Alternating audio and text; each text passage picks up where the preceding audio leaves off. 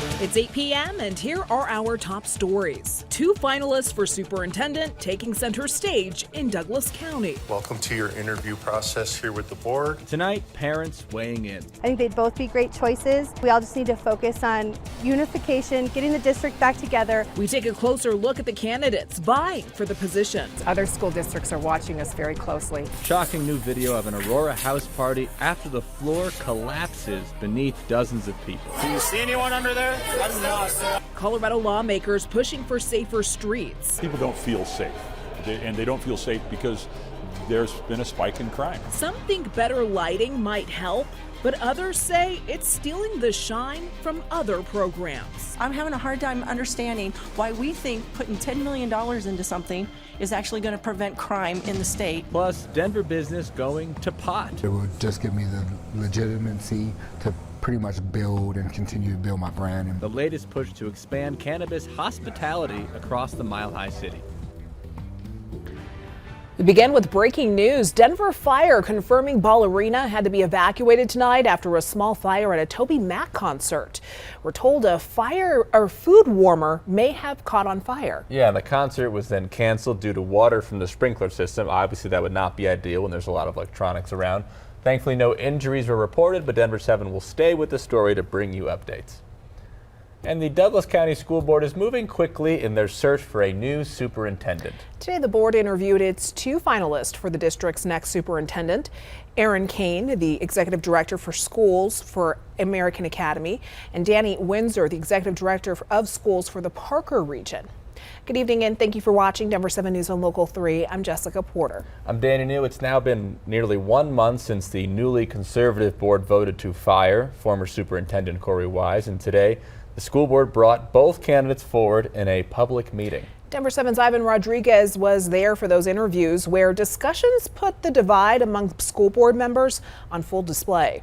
Thursday afternoon, Executive Director of Schools for American Academy, Aaron Kane, and Danny Windsor, the Executive Director of Schools for the Parker region, who also oversees the district's choice programming department, made their case for why they should be the next superintendent. One of my goals is to always respect views that differ from mine or from each other or whatever it might be, to respect and listen and do everything I can to accommodate where people are at. Douglas County School District needs to be a community school district, and you have to systemically approach to do that.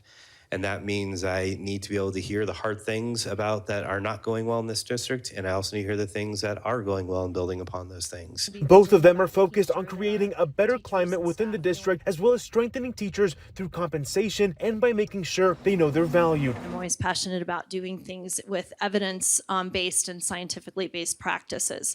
But that climate and culture piece is incredibly important. One of the greatest concerns I have, Director Hansen in particular, is about trying to staff special education. That is a huge concern for me. And that's not only just from special education, it's teaching shortages in general. Outside the meeting, some people voiced concerns with the current board and hiring a new superintendent. It's more divided than ever. We're going to start a recall motion at the end of May, which is the earliest we can do it. There will be a recall of these 4 members. While others appreciate the process and look forward to a new superintendent getting to work. All the controversy is manufactured outrage by a few that are very upset and have sour grapes about the election. I think they'd both be great choices, and I think we all just need to focus on unification, getting the district back together. Ivan Rodriguez, Denver 7. Ivan, thank you. The district says the final public comment session before a new superintendent is hired will take place March 22nd at the regular school board meeting, after which the board could vote on a new superintendent. Hey, you see anyone under here? No. I gotta get you guys out, okay? Hey, so the main floor is collapsed completely. That is new body cam video tonight that shows the chaotic scene after a floor collapsed during a house party this weekend in Aurora. Arapahoe County deputies released this video. In it, you can see the entirety of the floor just opened up to the basement. Posts on social media show that a large crowd was on the floor right before it collapsed. Deputies searched the entire basement looking for anyone who might be trapped. Do you see anyone under there? I'm not, sir. I'm trying to just Hey, you see anyone under here? No. All right. Hey, can you go upstairs? Hey, can you go upstairs? 3 teens were hurt, 1 seriously. Yesterday, Arapahoe County deputies announced that no charges will be filed in this incident. A heartbreaking story tonight out of western Colorado. An 11-year-old girl tragically died after being run over by her school bus. This happened in Parachute outside of Grand Junction. Police say she tripped while running to catch her bus and got caught under the wheels. Arapahoe County deputies shot and killed a man this morning while checking out a reported stolen car near East Harvard and Quebec. Deputies say they ordered the man out of the car, but they say the driver started to back that car up towards them. Deputies say they did find a gun inside the car, but he did not use it. Both political parties are focused on reducing crime this legislative session. Some bills tackle big topics like addressing mental health and substance abuse. Others are looking at simple approaches. One idea is to add more lighting in some areas like parking lots and alleyways and hope that that might deter crime. Denver 7 political reporter Megan Lopez has more. We're here today to announce our plan to make Colorado safer. It was a press conference full of pomp, circumstance, and promises. And fund early intervention grants to prevent crime from happening in the first place. 3 weeks to the day after the governor and Democratic lawmakers unveiled their plan to reduce crime in the state. We're doing this with communities and local municipalities working together. One of their top priorities faced its first committee test. Senate Bill 1, also known as the Safer Streets Bill, offers $10 million in grants to local governments to help with crime prevention through street design. Things like graffiti removal, sidewalk and sign improvements, and trash collection. Also, if you work in an area where you have to go to rapid transit, we want to make sure that those routes that people get there are safer.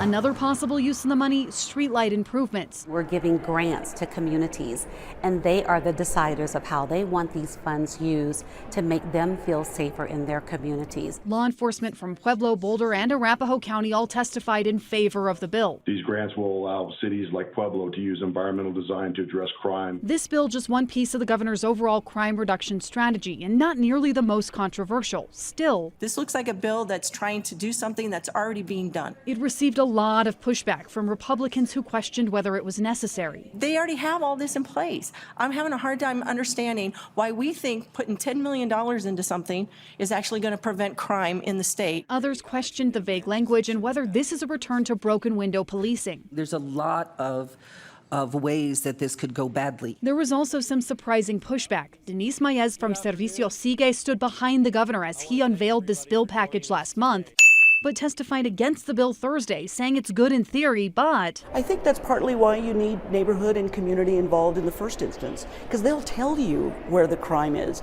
how it's happening, why it's happening. And the bill doesn't require that. She also wants guarantees that the money won't be used for policing or code enforcement, which I think will disproportionately impact communities of color. Nevertheless, it passed committee and moves on in the legislature. Megan Lopez, Denver 7. Now to the latest out of Europe. The largest nuclear power plant in Ukraine is on fire, and the nation's foreign minister is desperate to get Russia to stop raining explosives on the site.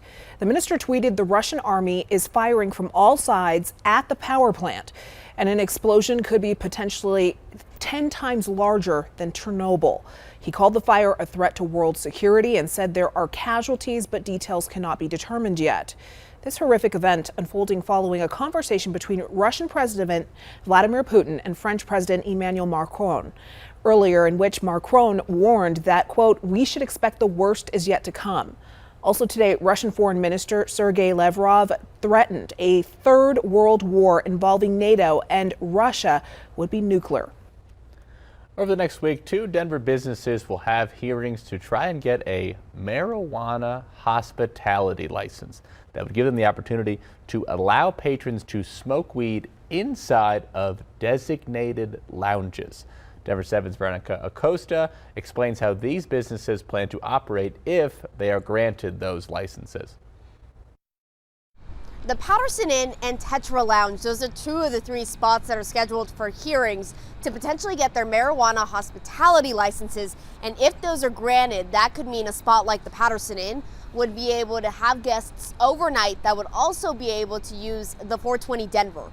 That's the lounge where people would be able to smoke weed. Over at Tetra Lounge, it's a bit of a different concept. The business would open as a standalone cannabis consumption space. People would be able to go into the Rhino Lounge and smoke weed with each other. Both Chris Chiari, who owns the Patterson Inn, and Dwayne Benjamin, who owns Tetra Lounge, say this is an opportunity to move the cannabis business forward. And my goal is to pair four-star hospitality with one of the most unique and exciting amenities in America with a licensed adult 21 plus controlled space cannabis consumption lounge. It's going to be the biggest growing component within the cannabis industry over the next couple of years here in Colorado. So if these businesses are granted those marijuana hospitality licenses, people wouldn't be able to buy marijuana there. They would have to buy it somewhere else and then take it to these lounges.